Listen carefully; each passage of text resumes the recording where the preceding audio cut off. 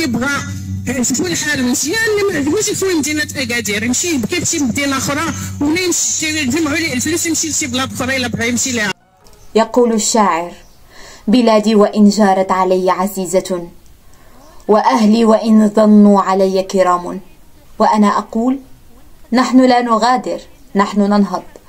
لقد ولدت وترعرعت في مدينة أكادير، أكادير الحبيبة، عاصمة سوس العالمة، ضياء الروح وفخر الجهات.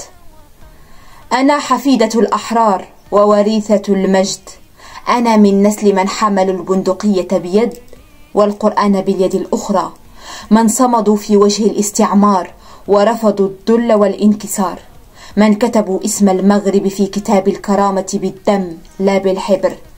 جدودي لم يفاوضوا على الوطن بل ماتوا لأجله، صعدوا الجبال وعبروا الصحاري ودفنوا أجسادهم في التراب ليبقى اسم المغرب مرفوعا.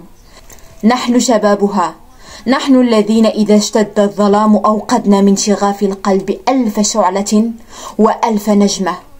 ولمن قالت: ارحلوا إن لم تعجبكم البلاد، نقولها بثبات لا يموت ولا يباد. نحن الجذور فلا تقتلع الجذور، نحن الصدى والصوت والحضور، نحن الرؤية إن غاب البصير، نحن الوطن ولسنا عبورا عابرا. لسنا هنا عبيد منصب أو مكسب، بل نحمل أكادير فينا أينما ذهبنا.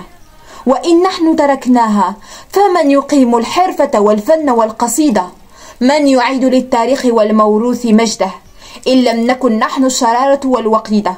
نبقى لا لأننا لا نجد سبيلا للرحيل، بل لأن في البقاء شرفا وفي التحدي جيلا بعد جيل.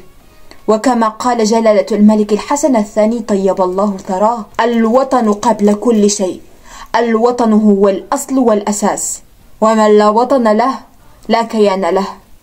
نحن لا نغادر حين يعم الضجيج، بل نرتب الفوضى ونصنع المعنى.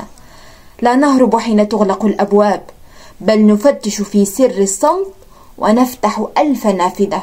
نحن الفن والشعر والمسرح والغناء، نحن الإلقاء والخطابة والفكرة التي لا تموت. أنا من جيل لا ينتظر المعجزات بل يصنعها، من جيل لا يقبل التهميش ولا يقرض الوطن بالصمت. نحن أبناء الأرض، نحمل فينا المستقبل، لا نطلب الفرصة بل نخلقها.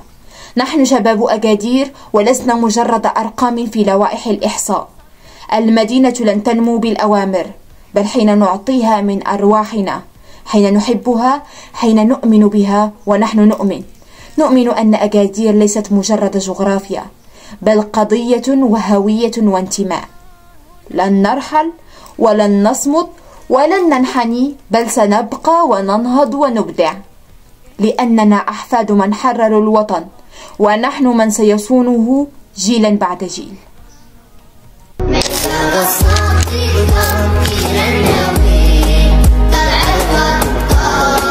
والصيف العروان هي الشمس